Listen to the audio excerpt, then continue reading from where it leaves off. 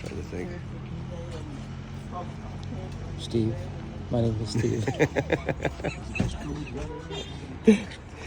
It's hard to remember that right now. You had a long weekend.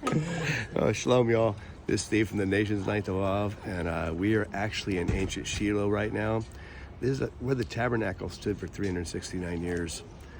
And we still remember what a precious place this was, where the tribes of Israel gathered here and worshiped. And actually, if you go out into the vineyards here, you'll still find pottery that's broken, because once you came to worship at the tabernacle, you could never use that pottery again, so they would break it. So there's evidence all around here of God's people dwelling in this land.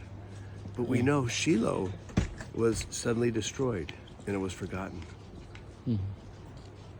And God moved the people to a more permanent place, which is Jerusalem.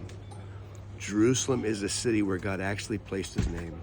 We raised up a king, King David, a testimony to the Messiah, the Messianic king, to rule and reign. And God said that he would put his son on that throne forever. But that temple that stood there was destroyed almost 2,000 years ago. And the Jewish people, the tradition is that the first temple was destroyed for idolatry and sexual immorality. But the second temple was destroyed for what's called baseless hatred, sinat chanim. And it's unfortunate that since that time, we as Christians have exhibited a baseless hatred for the Jewish people. Sinat chanim. For no cause, we have hated them, persecuted them, pogroms, crusades, inquisitions, and finally the Shoah, or the Holocaust, a day of disaster. But right now, God is changing that. God has called his people back, and he's restoring this land. I came here to Shiloh over 30 years ago, and I was a witness to how barren it was. And I didn't know, why would God call me back to this ancient city called Shiloh? And I came up, and there was a little sign that looked like a little street sign. It said Shiloh. I looked up on the hill, and there's a few houses and a few other things there. I asked them, where was the ancient tabernacle? And they pointed me off into a field, and I walked for maybe a couple hundred yards, falling over rocks, tripping on weeds. It was just, there was nothing there. And I went away, just kind of despondent. Lord, why did I come here? I felt it so powerfully that I needed to come up here. So then it wasn't until about 4 or 5 years ago that I came back and I stood at that same place. I looked up on that mountain and I saw houses. I saw a whole community, over 500 families. I think it's close to 4,000 people up there. I saw vineyards, olive trees.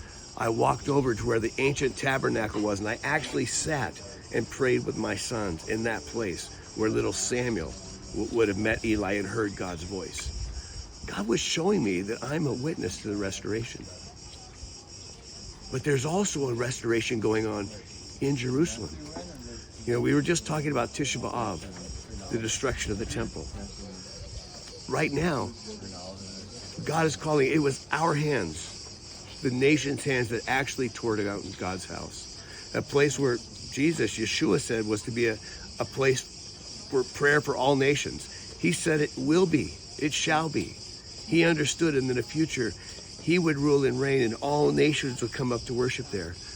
Right now, you're witnessing the calling back of the Jewish people and calling back of the nations to build, to come alongside the Jewish people, to be a blessing, to be a support. And I'm calling you.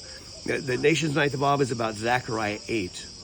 When these fast days, these days of mourning and destruction come to an end for the Jewish people, it's when the nations come up and say, let us go up and beseech the Lord our God in Jerusalem. Strong nations, mighty nations. And they will grab the garment of a Jew and say, God is with you. 10 from the nations will grab his garment and proclaim to him that God is with him.